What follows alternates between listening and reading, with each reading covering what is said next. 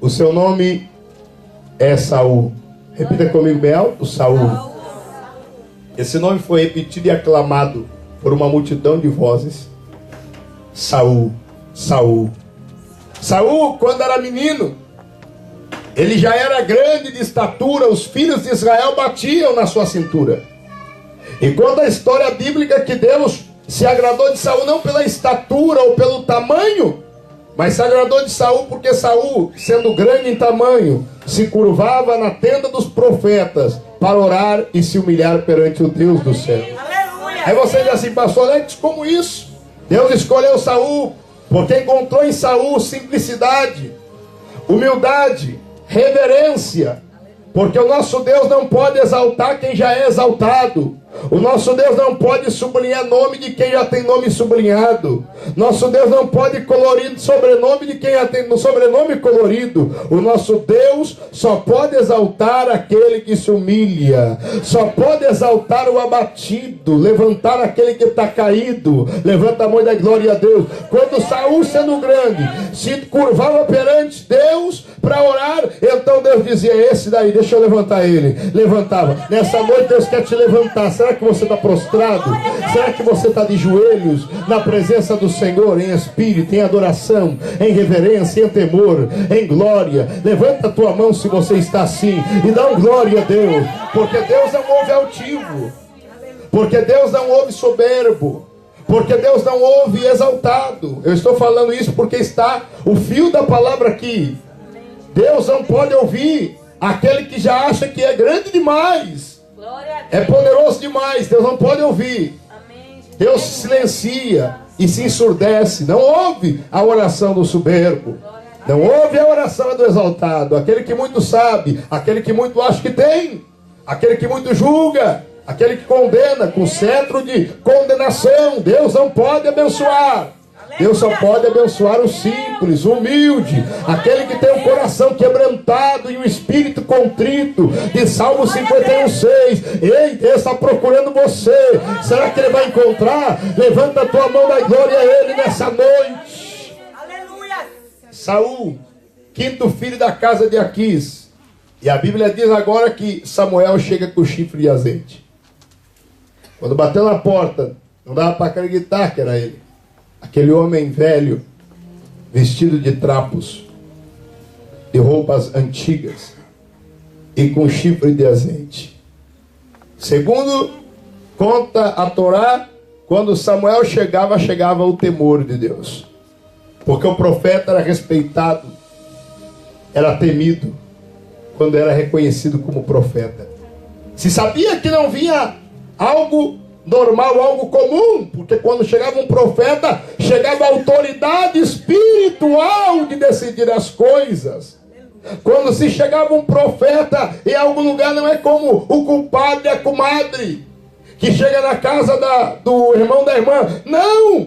Quando se chegava um profeta de Deus, batia na porta de certa pessoa, é porque existia algo para acontecer. Algo que decidiria a vida daquela pessoa ou a vida daquela nação. O profeta Samuel era a boca de Deus, a autoridade espiritual. E eu estou dizendo para você aqui agora, em nome do Senhor, Deus me colocou nessa noite como profeta para profetizar para a tua vida. Existe uma mudança para acontecer. Eu não sei se você está comendo o que eu estou dizendo e recebendo a palavra que eu estou transmitindo, mas Deus manda dizer, se você receber essa palavra, existe algo que vai mudar a tua vida nessa noite. Existe algo que vai acontecer, que vai mudar o teu caminho nessa noite. Existe algo que vai acontecer, que vai mudar a tua história nessa noite. Eu não sou Samuel não, meu nome é Alexandro, mas existe uma autoridade espiritual que decide aqui nesse lugar os caminhos. Levanta bem alto as mãos e glória a Deus. Ele vai decidir por ti. A Bíblia diz que Samuel chegou com chifre, o chifre de azeite na sua mão. Olhou para Saul de joelho orando na tenda dos profetas. Ele disse, te levanta, Saul, porque tu foi escolhido para reinar sobre a casa de Israel. Samuel pegou o chifre de azeite como de costume e derramou sobre a cabeça de Saul até a última gota. A unção desceu sobre Saul do alto da cabeça à planta dos pés.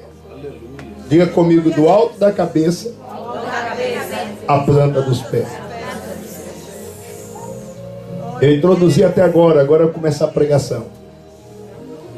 Olha para o seu irmão e diga assim, ó, é agora que começa. Eu quero falar a respeito disso, da unção do alto da cabeça à planta dos pés. Do alto da cabeça, diga comigo, do alto da cabeça à planta dos pés. Você não pode ser ungido um pouquinho só, não. Você tem que ser ungido de cima a baixo. Aleluia, Jesus. Dá uma glória a Deus. Você não pode ser ungido só um pouquinho, não. Um pouquinho só de unção vai fazer falta. Logo acaba a tua unção. E agora? Você tem que ser ungido de cima a baixo. Quero falar a respeito de 4 pontos extraordinários da unção. 4 lugares específicos que devem ser ungidos em nossas vidas. E eu quero que você ouça com atenção, porque depende o encerramento e o que Deus vai fazer dessa conclusão bíblica. O que Deus vai fazer aqui é coisas grandes, Ele já está fazendo.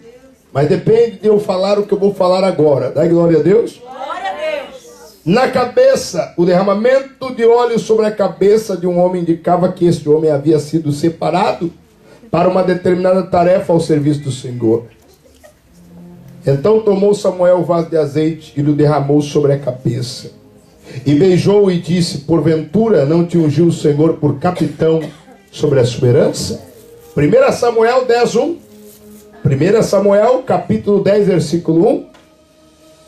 E em todo o tempo sejam alvas as tuas roupas, e nunca falte o óleo sobre a tua cabeça. Eclesiastes 9:8. Também era usado sobre a cabeça com efeito cosmético, e em todo o tempo sejam alvas as tuas roupas. Eclesiastes 9:8. E nunca falte o óleo de sobre a tua cabeça. No rosto.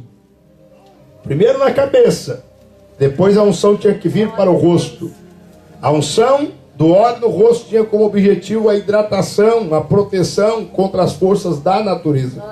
E o vinho que alegra o coração do homem, e o azeite que faz reluzir o seu rosto, e o pão que fortalece o coração do homem. Salmo 104:15. Irmãos, a unção de Deus no rosto. E só para você entender, quando Moisés estava orando ao Senhor depois de 40 dias de oração, ele desceu do monte. A Bíblia diz que quando ele vinha descer do monte Sinai, lá embaixo o povo de Israel aguardava ansioso.